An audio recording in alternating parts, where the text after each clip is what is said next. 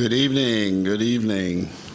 Thank you, everyone, for joining us, those of you here in the room and everyone watching online. My name is Tony Marks. I'm the president of the New York Public Library, and it is my absolute and distinct honor tonight of introducing my dear old friend, Ken Roth. Ken and his interlocutor really don't need my introduction, and I'm going to get out of the way as fast as possible. Ken is the author of the important, powerful, and essential new book, Righting Wrongs: 3 Decades on the Front Lines Battling Abusive Governments. It's the story of his long, distinguished, and brave tenure leading Human Rights Watch, the nonprofit, non-governmental human rights organization that investigates and reports on abuses happening in all corners of the world, despite any circumstances or pressure. Ken's book is the fascinating and inspiring story of taking on the biggest villains and toughest autocrats around the world.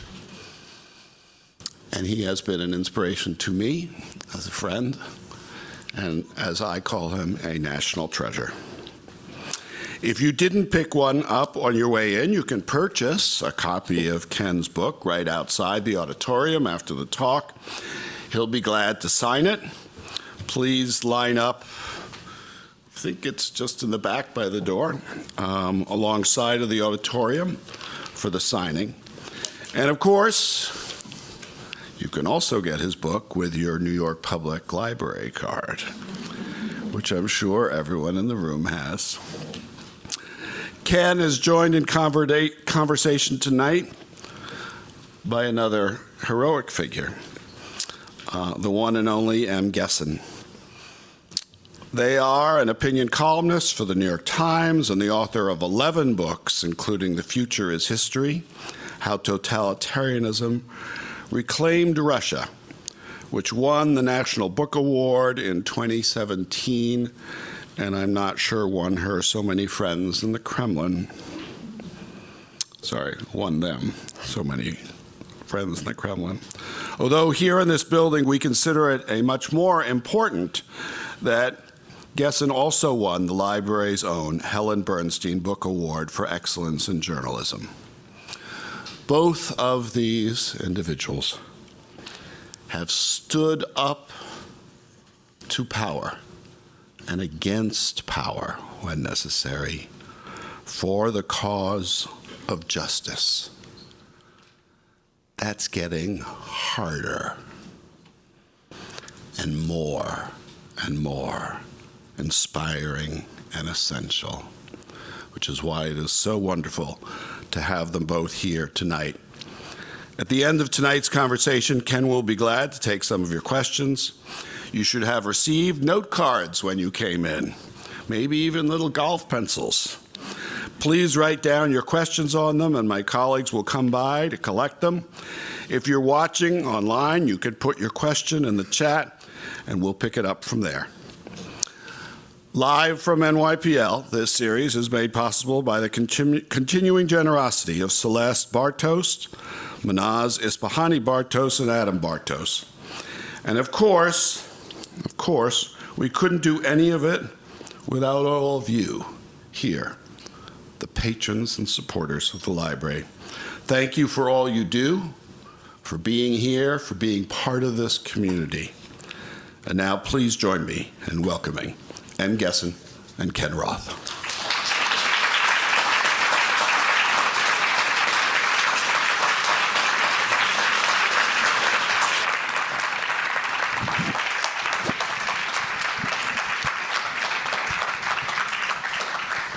Thank you, Tony.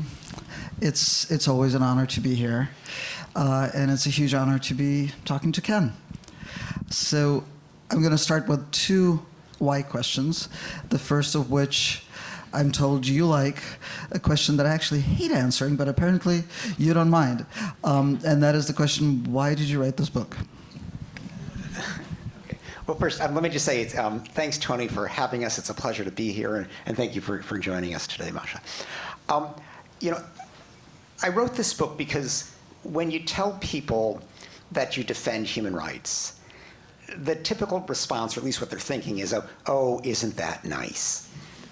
You know, and the assumption is, you know, we sit around and hold candles and sing Kumbaya, and we're, you know, well-meaning but ineffectual. And I wanted to show that the defense of human rights is a process of playing hardball, that we put pressure on governments, you know, that we recognize governments have their reasons to violate human rights as a way to stay in power. But we can change the cost-benefit analysis of repression and make it more costly to do what they do. And so that process of, you know, how we twist government's arms and the strategies that we use, I thought it would be useful to kind of open the door to show that. And I think it brings people into the movement to recognize how we actually get things done. Thank you. And yeah, it's true. You, reading the book, you get how rigorous this work is. But tell me why you got into human rights work. Okay, I mean, this, you know, you could never fully explain it, because, you know, much of it was just the way I grew up, you know, just my values. But, I mean, a big part of it was the experience of my father. My father fled Nazi Germany as a 12-year-old boy in July 1938 for New York.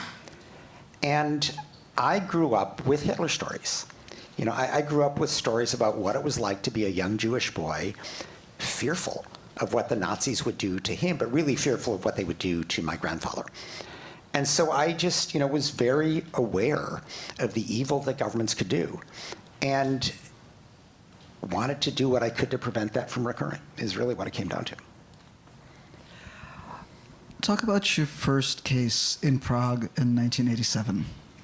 Okay, well, I mean, in the book, I talk about, you know, the early days when I was completely a novice and was trying to figure out, like, okay, what do you do with this defense of human rights? And it was before I was even hired by, I mean, had been offered a job, and they said, you know, come back when we raise the money. I mean, it was a very small organization. But they sent me to Prague for the trial of something called the Jazz Section, which was a Communist Party authorized independent publication that was not censored because they thought, like, you know, what could go wrong? They're just writing about jazz, you know. But it turned out to cover this very vibrant cultural scene in Prague, and had like 70,000 readers. I mean, it was like a big deal. And it wrote very openly. And so the government decided we're going to crack down on these people. They appealed and kept publishing, so they were prosecuted. And I went to Prague to observe the trial. I put that in quotes because they didn't let us into the trial. Fortunately, they let us into the courthouse because it was cold. It was the winter. And there I was standing with 200 people, but among them, Václav Havel. And at the time I was like utterly starstruck, because here was this, writer whom I knew, I'd read, he was this wonderful, courageous dissident. He'd spent time in prison for having signed Charter 67, the kind of the manifesto for independence. And so, I was just thrilled to be there. And I came back, I wrote my first published article about it. It was like a big deal. And I really felt, I felt very small.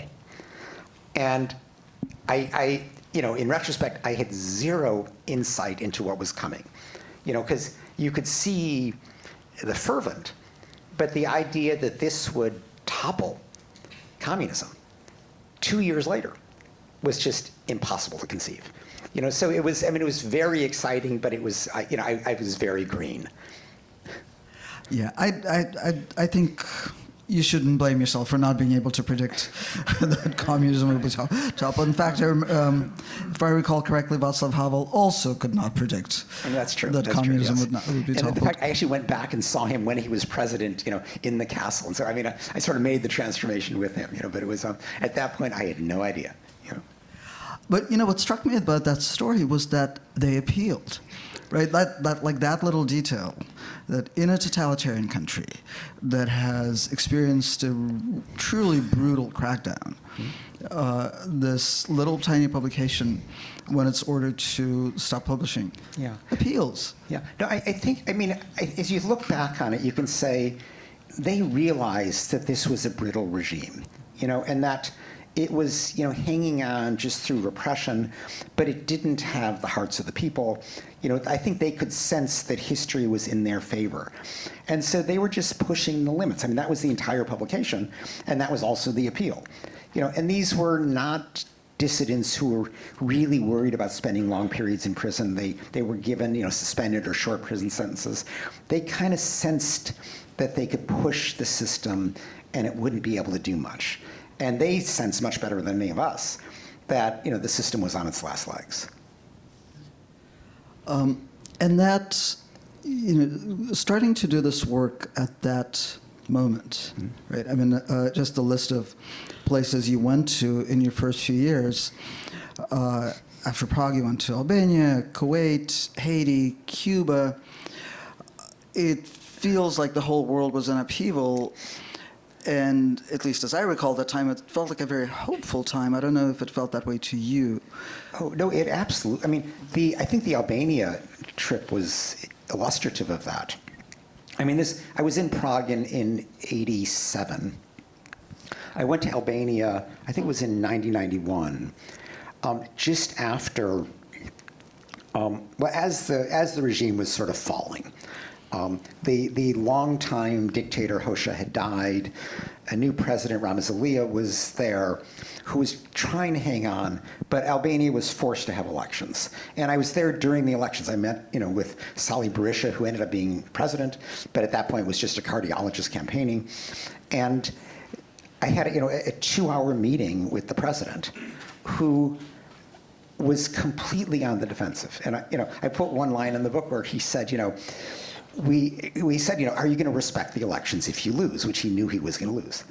And he said, we've been playing first violin for a long time, but if we have to play second violin, we'll do that. And he sort of saw where it was going, but at the same time, he had this kind of classic communist view that these are just a bunch of lazy people who just want their handouts, and they're not going to make anything of their lives. So it was quite condescending. But then the scene is still in my memory. One evening, I went to the steps of the main mosque in Tirana, the capital, and spent the entire night talking to old men who had spent 20, 25 years in prison for nothing, and came out shattered. And it just showed the cruelty of this reclusive and repressive regime in Albania. But it was, as you say, it was a positive moment because this was all changing. We held a press conference, which was just unheard of, and sought the release of all these journalists who were then released. So it was a point where, we felt history was on our side. And how would you compare that to the present moment? Yes, well, I had a sense this was coming. Yeah, that's right. You're good. Yeah. So, okay, my take on the present moment is not as pessimistic as many people feel. And I say this because, many people are used to looking at the present in terms of a global contest between autocracy and democracy. And the presumption is the autocrats are winning, particularly with Trump, having arrived here. And I think it's more complicated than that, because as I look at particularly the global South, really the majority of the world, when people live under autocracy, they want democracy. And there have been, in the last 4 or 5 years, country after country after country, where protesters come to the street in large numbers seeking accountable government, seeking democracy.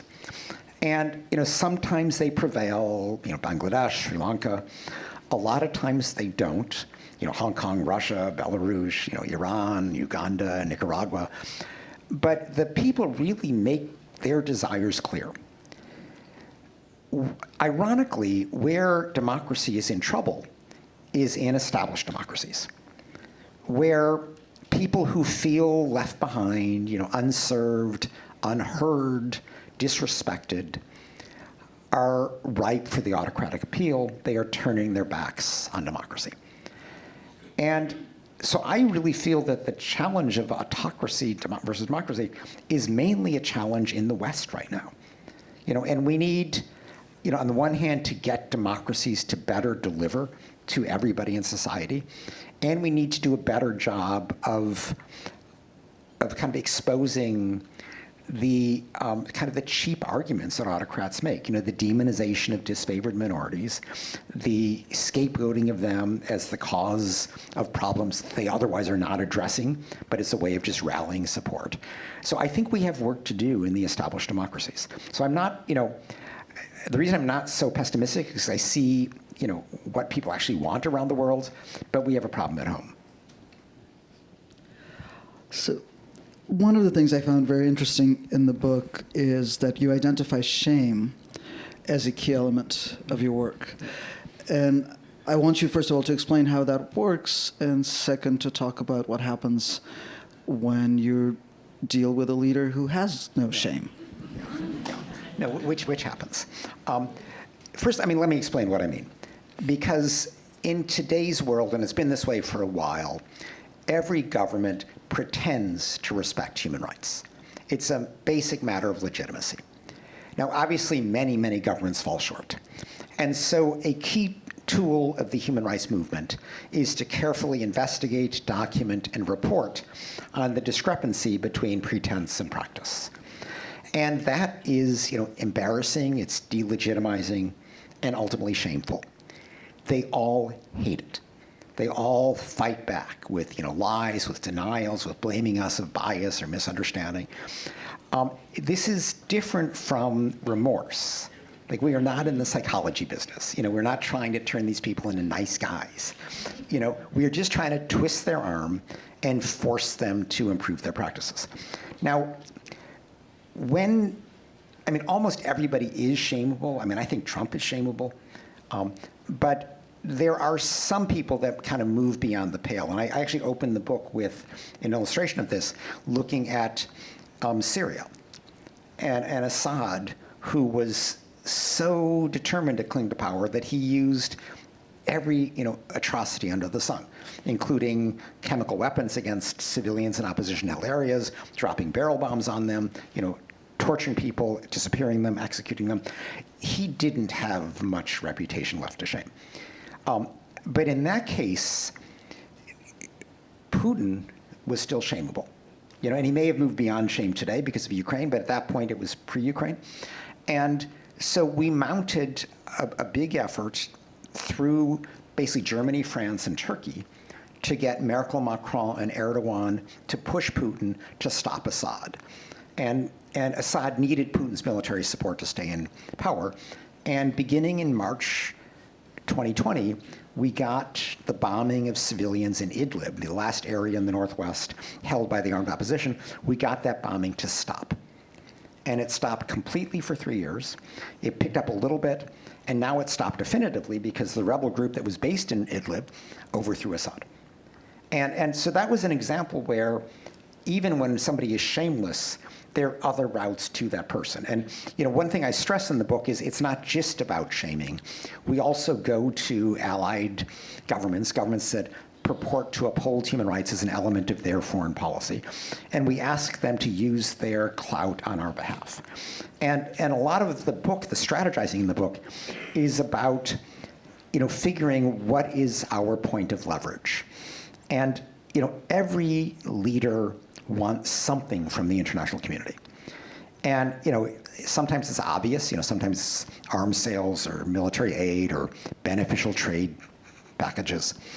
So, a lot of times it's just being invited to a summit and getting photographed with respected leaders so you can show the folks back home that you're respected too. But then what we try to do is deprive them of that until they improve. And so in addition to our classic, investigations and research, we have what we call advocates in key capitals around the world whose job it is to persuade influential governments to act on our behalf. And so, shaming is a key part of this, but it's not the only part. So can you give an example? You gave the example of Syria, but can you give another example of when you use that leverage? Sure. I mean, the book is filled with examples like this, but let me give an example now, which is very current, and that is Rwanda's invasion of the Democratic Republic of Congo. And a decade ago, Rwanda, using a rebel force known as the M23, invaded eastern Congo, which is very mineral rich. And the M23 is a horrible, abusive force. And so it was just, raping and killing its way through the civilian population. And Human Rights Watch has an office in Goma, the principal city there. And we began documenting Rwanda's support for the M23. And Rwanda, has this sheen over its, head because Paul Kagame stopped the genocide. And so he felt he could get away with this. And we, documented his military support for the M23. He said, I'm not doing that, lying through his teeth. We did another report. He lied again. By the third report, the donors understood that he was lying through his teeth, and they believed us. So they began pressuring him and threatening to cut off the aid. And ultimately, John Kerry, the U.S. Secretary of State at the time, and William Hague, the British Foreign Secretary, called Kagame and said, you stop your support for the M23 or you're losing your aid. And it was 3 days, the M23 collapsed. And so that was an illustration of just the power of this pressure. Now, the other lesson, and I stress this in the book, is that the defense of human rights is not a product of permanent wins. Because if you assume that governments always have their reasons, they will look for an opportunity to be abusive again. And Eastern Congo illustrates that because Kagame has spent the last decade trying to make himself indispensable by sending peacekeepers to Mozambique, by offering the British government to take their asylum seekers, by sponsoring Arsenal, doing all these PR things. And so as of a couple years ago, the M23 is back. It was gone for 8 years, and now it's back. And today, people are condemning Kagame. They're beginning to toy with the aid, but they haven't really stopped it. And so he's calculating that he can get away with it. So it showed that we made a big difference, 8 years where people didn't have this group, but now they're back. And we've got to mobilize the Western powers to get serious with Kagame. So what happens when the source of most aid in the world starts switching sides? Yeah. We saw the United States vote with Belarus, North Korea, and Israel against the UN resolution condemning Russian aggression in Ukraine. How do we think about that? Yeah. Well, look, the good news is it's not as if the aid is going to the other side. The aid's just disappearing, which is a big problem. But when you look at Trump, there is, as I say in the book, there is always an angle. You just got to figure it out. And when I consider Trump, I see a guy with a fragile ego who is very concerned about his image, his reputation, ultimately his legacy. And so you say, okay, how does he imagine himself? And he imagines himself, as he's very open about, as this master deal maker. And you saw this in his meeting with Zelensky the other day. That's how he described himself. So if we can persuade him that his instincts in a place like Ukraine will lead to a bad deal and tarnish his reputation, that gives us an entree. It can maybe get him to do the right thing for the wrong reason, which is, I think, the best we can hope for with him. And so, what the Ukraine deal is, the real issue right now, because I think everybody agrees that, that the lines are going to be drawn roughly where the forces are. And it all comes down to, is this going to be an opportunity for Putin to rearm and reinvade? or will there be security guarantees that preserve Ukraine's democracy? And it's Ukraine's democracy that Putin wants, because he doesn't want this democratic model sitting next door to Russia. So the Europeans are willing to put peacekeeping forces on the ground as part of a ceasefire deal, but they will not do that without a US backstop, because I think they correctly fear that if Russia were to attack them, they wouldn't really be able to defend their troops there. And Putin is so far saying no. Trump is so far saying no. I think the route forward, if we can get there, is to persuade Trump that if he doesn't provide this backstop, that it will be a bad deal. It will just be, a temporary ceasefire and another invasion. Easily could be under his watch, but even if it's afterwards, he will be seen as the Neville Chamberlain of the 21st century. He will have appeased Putin unsuccessfully. And if the master deal maker can be shown to make a bad deal, I don't think that's something he wants to be known for. But I think we have to kind of approach it that way, not say, oh, this would violate human rights, or you're not on the right side of his. It's just your reputation is going to really be tarnished if you go down this route. And we got to kind of keep repeating that. I think that's our best route with him. Is this what you mean when you say that Trump is shameable? I mean, I'm not even sure shame is the right term there. But yes, I mean, he has a certain self-image. And we can tarnish that self-image if he goes with his instincts rather than an approach that does a better job of preserving Ukraine's democracy. So it's a form of shame, yes. So you make several references in the book to the work of Samuel Moyn, who's a Yale philosopher and legal scholar. And you take up his argument that humanitarian law has a way of legitimizing war.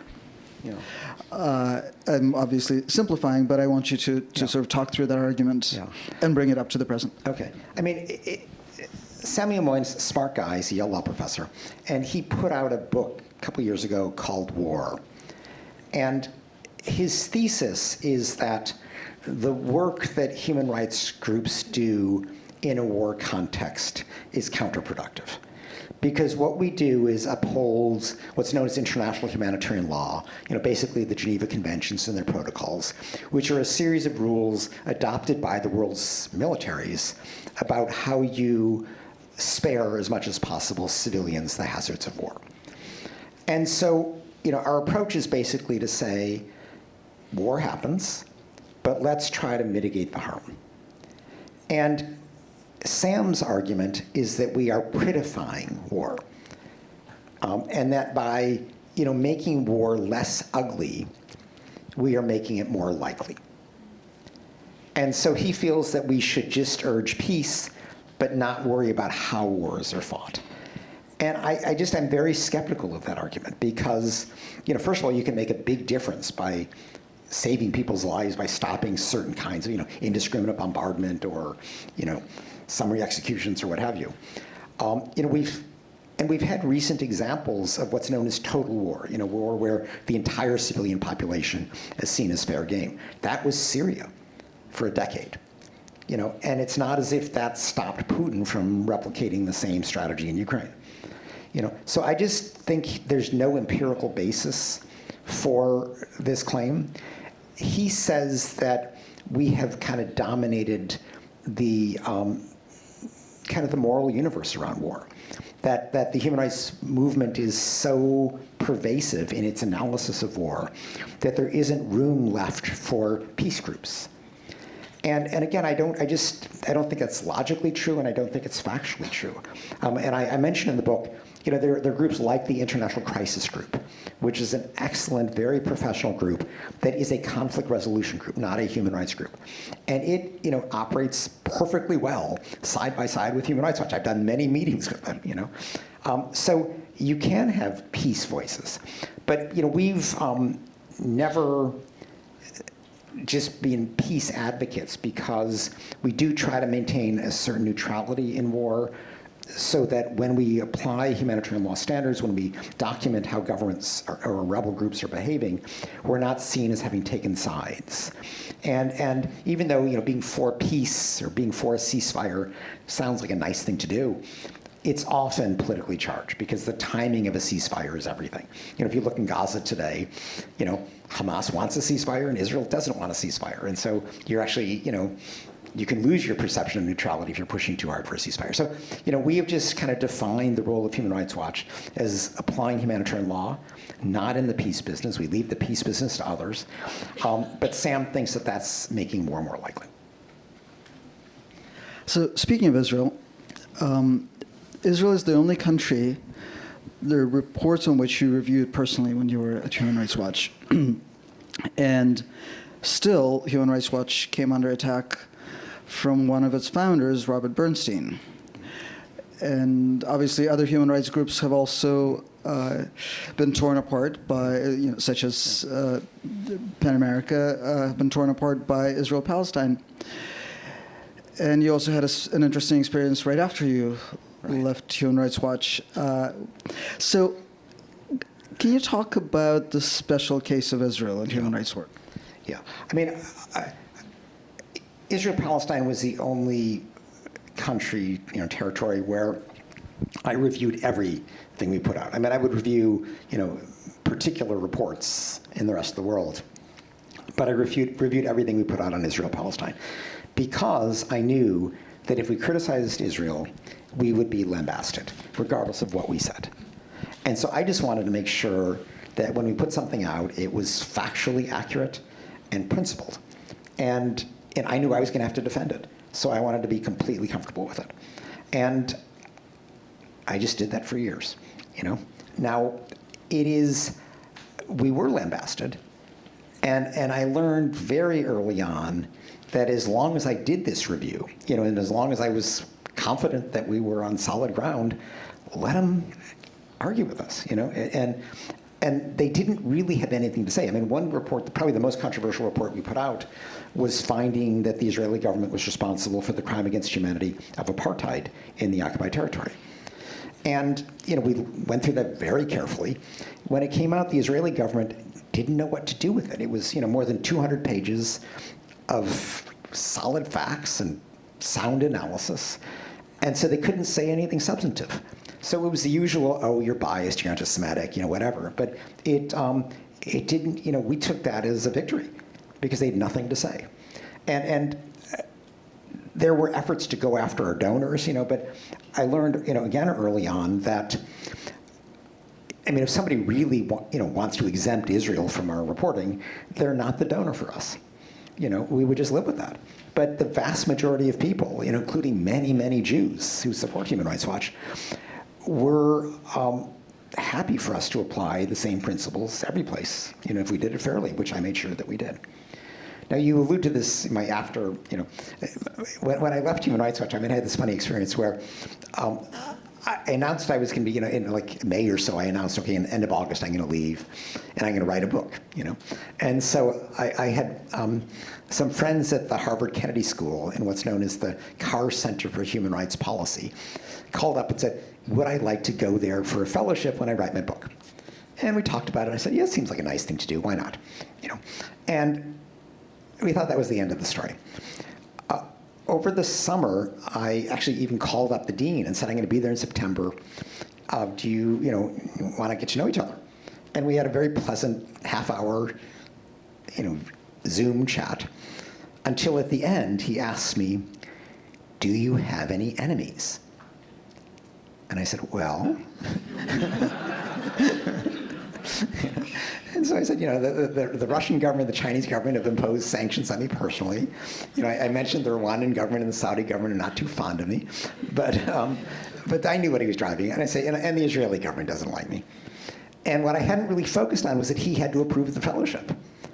And he vetoed it because of our criticism of Israel. So I let Michael Massing, a very good journalist, know, and he wrote an excellent piece in The Nation about a number of the donors to the Kennedy School who are big Israel supporters. And from the day that that came out, for the next 2 weeks, it was like endless protests, endless media, multiple op-eds, at which point the dean called an emergency faculty meeting, and nobody supported him. So he changed his mind and gave me the fellowship, you know. So, you know, even though I'm a visiting professor at Princeton, I'm still a senior fellow at the Harvard Kennedy School because I couldn't really say no, you know. But it's, but no, the interesting about this, I mean, one is, I mean, I was able to rally, you know, media attention. And so I went to Harvard and said, you know, what about scholars, students who don't have this much visibility? Would you put out a statement saying, you know, affirming the right to academic freedom in the context of discussion of Israel and Palestine? No. You know, the other thing is the dean denied that he had spoken to donors, and I take him at face value there. He said he spoke to people who mattered to him, which was pretty clearly the development department, you know. And so, you know, what I said to them is, you know, look, when I'm in Human Rights Watch, you know, if somebody came to me and said, here's, you know, a check, but don't report on this country, I would give the check back, you know. They're just our basic principles.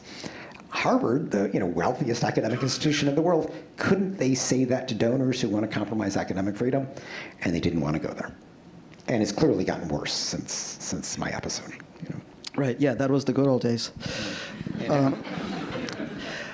mean, I have to say that still doesn't answer my question, which is probably unanswerable, right? Why is Israel such a special case when, as you said, your report on apartheid, which came out in, what, 2019? Yeah, I think that's right. Yes. You know, it was factually unimpeachable. Yeah. It's been 6 years, and we're still probably worse off than we were then. Yeah. No, look, I mean, let me highlight two things to try to answer your question, and it's not a simple one. I mean, one is that, I mean, lots of governments have groups that defend them, but no one has as many groups as Israel. And there are groups, you know, that often have very neutral, vanilla-sounding names who dedicate themselves to criticizing anybody who criticizes Israel. So there is a cottage industry out there that does this. But I think, you know, more fundamentally, I think it comes back to what is the proper lesson to draw from the Holocaust. And the Israeli government's lesson is that, you know, the Jews were persecuted because they were weak and they didn't have a state, and so we're going to just defend the state of Israel using any means possible. And we live in a tough neighborhood, so we're going to be tougher. And if that means, you know, indiscriminately bombing people in Gaza or ruining 90% of the buildings or whatever, you know, that's what we're going to do. And it's really kind of ripping up human rights and humanitarian law standards. And I draw a very different lesson from the Holocaust, you know, which, I mean, fine, the state of Israel is important, but I think that in the end, Jews are protected by having strong human rights standards, you know, to try to make things like the October 7th attack unthinkable. And you can't have strong standards if there's a Palestinian exception to them, because, you know, then there'll be a Jewish exception, and then there'll be other exceptions. And so you need standards that apply to everybody. And, you know, that I think is the best bet. And, you know, the Netanyahu approach, which is just, it's all about Israel defending itself, actually does nothing for Jews in the rest of the world. You know, and this is where I think this, you know, misuse of charges of anti-Semitism to silence criticism of Israel harms Jews around the world. Because anti-Semitism is a real issue. You know, it is a real threat to Jews around the world. But if people see charges of anti-Semitism as just, you know, an excuse to deflect criticism of Israel, it cheapens the concept at a point where we need it. And I think it's a very cynical approach that Netanyahu takes, or the supporters of Israel, which is almost as if, you know, if you're a Jew outside of Israel, it's your fault for being outside of Israel. You should have emigrated. You know, and Netanyahu in this country has actually kind of given up on most American Jews as supporters, and goes with, you know, AIPAC, which is a very conservative minority within the Jewish community, but mainly Christian evangelicals, you know, mainly the Republican Party, not Democrats. And you know, that's where we are. So in the book, you write about immigrants who are afraid to go to court in this country. You write about Guantanamo, which you actually have cited as a kind of success story. But these are both examples. The reason I mention them together is that they're both examples of people who are placed outside the framework of civil and political rights and legal rights in this country, outside of the political community. Now this seems to be intensifying, obviously, in this country with immigrants. I would argue that the same thing is starting to happen with trans people. What does this mean for civil and legal rights work versus human rights work in the United States? Well, let me answer with a few parts. I mean, first, the work of Human Rights Watch focuses on situations where the courts are not working. And, mostly in other countries where judges have been, killed or compromised in some way and so cannot serve as a check on the executive. And our first instinct was, well, we're not needed in the United States. There's the ACLU. They can go to court. They're a very good organization. And we came to realize that there are certain rights issues in the U.S. where the courts are not providing an answer. And immigrants are a classic example of that, because many immigrants who are undocumented are afraid to go to court for fear of deportation. Criminal justice is an example of that, because even though, the individual defendant gets a fair trial, particularly the systematic racial discrimination within the justice system is impossible for any single litigant to address, and needs to be addressed using a methodology of, like Human Rights Watch, which is to document the pattern and then put pressure on the political branches of government. Now, in the US, we don't use the term human rights to describe American conduct. That's what other people do, is violate human rights. Americans have constitutional and civil rights. I don't terribly care what people call it. The point is that governments should be abiding by, this set of standards. And this is coming back a bit to my point about, the need to bolster democracy in the established democracies. I think what you're describing, this demonization of certain minorities who are disfavored and are kind of easier to demonize, easier to blame, easier to rally a conservative base. I think the antidote to that is building a stronger national sense of community where everybody is a member. You can't just carve people out. And here, I have a section in the book where I'm critical of progressives, because I do think that the identity politics that has come to define so much of the left these days makes it easier to carve people out, because progressives are not used to speaking about patriotism, about a national community.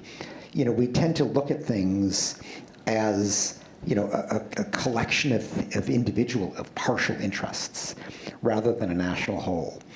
And I think we have to become comfortable with language about the national community, because I think reinforcing that is a key part of ensuring that disfavored parts of that community are not just excluded from it, and that are seen really as bearers of rights, just like everybody else. So my last question before we go to audience questions is, during your tenure at Human Rights Watch, we watched an incredible rise of international justice, international criminal justice, right, which was basically non-existent when you started, and came into full force recently. And now Trump has begun his second term by sanctioning ICC prosecutors. What are your views on the prospects of using international criminal justice? I mean, I'm a big believer in international justice because, if you look at our toolkit, we can shame, we can put economic and diplomatic pressure on governments, but if we can get them prosecuted, that's a very important aspect of our toolkit. The possibility of justice is much greater today than it was when I started. There have been a series of tribunals that have been very effective. More governments are using what's known as universal jurisdiction to prosecute people responsible for mass atrocities in their national courts. But the big tribunal is the International Criminal Court. And the ICC, you know, as I say in the book, has been a mixed bag. It has convicted a series of basically, you know, warlords, rebel leaders. It has not convicted a single government official in its 20 plus years. And, you know, now, you know, Putin has been charged, the Myanmar junta chief has been charged, you know, Netanyahu has been charged, so it's aiming high. But, you know, its challenge is to get these people in custody, which is not its fault. You know, it doesn't have a police force. It needs governments to surrender these people. So that has been its limit. What Trump did, which is, you know, to impose sanctions on the ICC chief prosecutor because he had the audacity to charge Netanyahu for what he completely deserved to be charged with, which is, you know, the starvation strategy in Gaza. This is, you know, blatant interference in an independent international institution of justice. And I've written about this. Trump is opening himself up to possible charges of obstruction of justice. You know, no guarantee that this will happen. He did similar sanctions against the prior ICC prosecutor, Fatou Bensouda, and she kind of turned the other cheek and moved on, even though she couldn't even, you know, take money out of her bank account. Karim Khan is a different guy, the current prosecutor. And it wouldn't surprise me if he charged Trump, because what he's doing, you know, violates Article 70 of the Rome Statute, the ICC's treaty, which prohibits threatening or intimidating a court official. That's what Trump did. You know, now, you know, is Trump going to be put in handcuffs tomorrow? Of course not. You know, but 125 governments are members of the ICC, and all would have a duty to arrest him if he showed up. So what they would say is, don't show up. And suddenly his world would be smaller. You know, much as Putin's is right now. I mean, Putin didn't go to the BRICS summit in South Africa because he would have faced arrest. So, I mean, that may be the most that we can hope for, but it's, I think Trump is playing with fire by just, you know, think he can get away with manipulating this court and somehow convince it to get rid of the Netanyahu charge, which is never going to happen.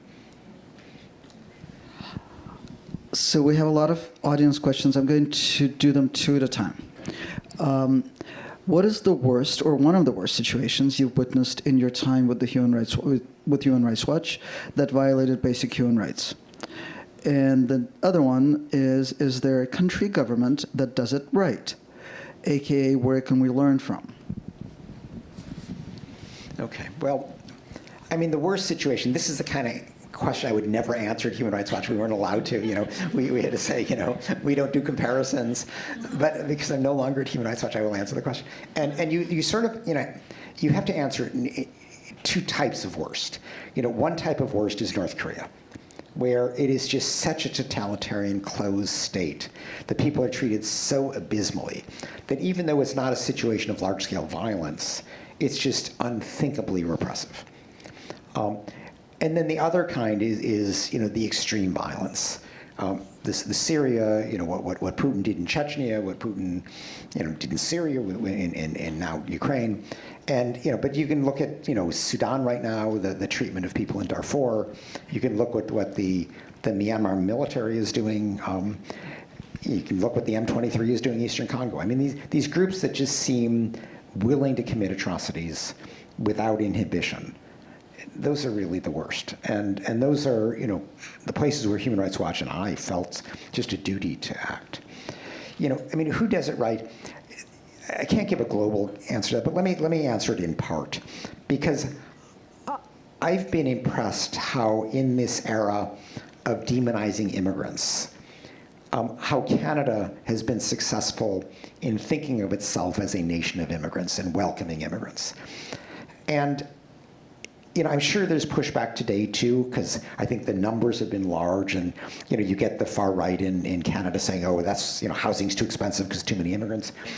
But you know, one thing that Canada did, which has been super successful, is allowing private citizens to sponsor refugees. And so in this country, most refugees who come in are government sponsored, and they're put in some community, and the government gives them some money for a while. But in Canada, families and communities sponsor refugees. And that is fantastic for turning refugees into people. You know, and you get an entire village identifying with this refugee family and helping them out and seeing them as as ordinary people as they are. And that has been very successful, and I'd love to see more governments replicate that system. Thank you. Do you think the UK and other European countries should take some responsibility for the Israeli-Palestinian war, since the UK, et cetera, were the cause of displacing Palestinians when they funneled Jewish refugees to Israel, instead of accepting more Jews into their countries? And second question, the set is going to be, what do you think about the innate unstable nature of democracy as a form of government? Okay. All right. I mean, look. In terms of Israel's founding in 1948, there was what was known as the Nakba, where I think roughly 700,000 Palestinians were forced from their homes and never allowed back. And this is a large refugee population today. Their descendants. I accept Israel as a state. I mean, the human rights kind of approach to this is just to say, okay, you are a UN member state, you exist, now you have responsibilities toward people in your territory. And so we're not in the business of sort of questioning states, but we rather hold every state to human rights standards. So in looking at, what is Europe's responsibility today, I would say, particularly Britain and Germany, which are pretty unequivocal supporters of the Netanyahu government. Germany was the second largest arm supplier of Israel after the United States, although the US dwarfs everybody. I do think that they have a responsibility to have been more outspoken and have used the leverage of cutting off military aid. Britain went a little bit further in that direction by suspending some military aid. But the real responsibility with Israel is the US, because it does dwarf everybody else. And while Biden did stop or suspend delivery of the 2,000-pound bombs that just devastated neighborhoods, they were utterly inappropriate for use in a heavily populated territory like Gaza, because they would kill basically everybody in a 2-football field radius. So this should never have happened. And Israel used them extensively until Biden stopped. But Biden kept everything else going. So he would protest, he would say, don't starve the people, don't bomb them so indiscriminately, and keep the arms going. And that, I think he bears a lot of the responsibility here. Trump, to his credit, twisted Netanyahu's arm to get the temporary ceasefire. But of course, Trump is now putting forth ideas, solve the Palestinian problem by getting rid of the Palestinians, which are, blatant war crimes against humanity. So I don't have a lot of confidence in him, but I think we're going to have to almost, play to the same ego thing that I described for Ukraine, which is to say that if he wants his grand Middle East peace, Saudi normalization of relations with Israel, he's going to have to twist Netanyahu's arm again to accept a concrete path to a Palestinian state, because otherwise he's not going to get his deal. But that's an uphill battle. The question is, why is democracy so? I'm not sure that it is so fragile. It's just, I think the characterization of democracy as, the least worst system and the least bad system, is accurate in that it's messy, it's slow, but it's accountable. And if you take the two big autocrats of the world today, Putin and Xi Jinping, who surround themselves by sycophants, live in an echo chamber, don't allow free flow of information, don't allow debate. This is a recipe for big mistakes, and this is how Putin thinks that, invading Ukraine would be a cakewalk. This is how Xi Jinping, prioritizes Communist Party control over the innovation and the independence in the economy that's needed for the economy to flourish. And so, at least, it's not like democracies always make the right decision, but at least you can debate it, you can put the information forth, they can self-correct. So I'm a believer in democracy, and I see its imperfections, and I think we do have to spend time bolstering it, but it's definitely better than the alternatives. So the last question is really one question asked in different ways by a couple of different people. Should I have confidence that my letters expressing my objections to policies that Trump, Vance, and Musk are being read and also counted in nationwide polls in the White House? What do you suggest to those of us wanting to advocate our own U.S. government for human rights? Does what we do matter when pitted against the huge amounts of money spent in opposition? Okay, now that's a good question, and people ask me, like, what can I do? Okay, because, I mean, you're ordinary people, you can't, we don't all have columns in the New York Times, we are all, we all try to figure out, okay, can we make any difference? And the way I look at this is, coming back to this concept of shaming. Shaming works because you're reflecting governmental conduct off of the public sense of right and wrong. And if the public applauds at what the government does, obviously it's not shameful. So how do you maintain, how do you cultivate that sense of right and wrong? In today's world, people are much more influenced by their friends and their family than they are by distant institutions or even, the media. And so what you post on social media, what you talk about with your friends, what you talk about the dinner party, these are important ways to reinforce the public morality that we need to keep government in check. And so, you can say, well, what difference does my voice make? And obviously, just one person is just one person. But for all of us to reinforce that public morality is essential for us to be able to keep our government going on the course that we want it to. Thank you. It's really extraordinary to read a book with so many horrible things in its pages, so many terrible actors and bad governments, and come out feeling not powerless and actually kind of hopeful. Not a feeling that I experience a lot these days. So Ken is going to be signing the book in a few minutes here on the stage. Please stay, get the book, get it signed. Thank you. Thank you.